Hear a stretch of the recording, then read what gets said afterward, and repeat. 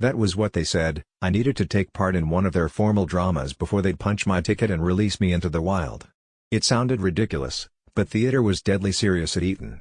The drama department staged several productions each year, and the year-end production was always the most major of them all. In the late spring of 2003 it was Shakespeare's Much Ado About Nothing. I was cast as Conrad. Minor character. He was, perhaps, a drinker, perhaps a drunkard, which gave the press all sorts of clever openings for calling me a drunkard too. What's this? Bit of typecasting, is it? Stories wrote themselves. Eton's drama teacher said nothing about typecasting when he gave me the role. He just told me I was Conrad, have fun with it, Harry, and I didn't question his motives. I wouldn't have questioned them even if I'd suspected he was taking the piss, because I wanted to get out of Eton, and to get out of Eton you had to act. Among other things, I learned from studying the play that it was wrong-headed, and reductive, to focus on Conrad's alcohol consumption. He was a fascinating guy, really. Loyal, but also immoral. Full of advice, but essentially a follower. Above all, he was a henchman, a sidekick, whose main function, seemingly, was to give the audience a laugh or two.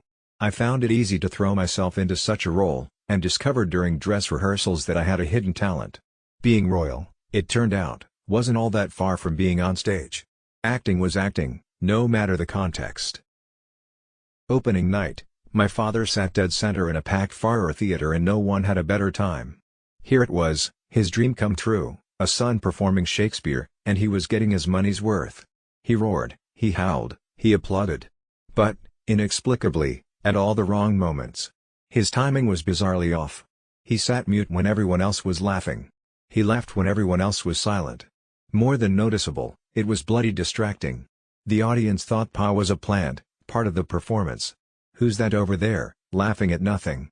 Oh, is that the Prince of Wales? Later, backstage, Pa was all compliments. You were wonderful, darling boy. But I couldn't help looking cross. What's the matter, darling boy? Pa, you laughed at all the wrong times. He was baffled. I was too. How could he have no idea what I was talking about? Slowly it became clear.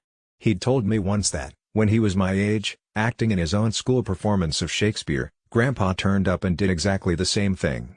Laughed at all the wrong times. Made a complete spectacle. Was Paul modeling his own father? Because he knew no other way to parent? Or was it more subliminal, some recessive gene expressing itself? Is each generation doomed to unwittingly repeat the sins of the last?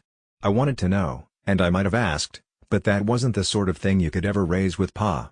Or Grandpa. So I put it out of my mind and tried to focus on the good. Pa is here, I told myself, and he's proud, and that's not nothing. That was more than a lot of kids had.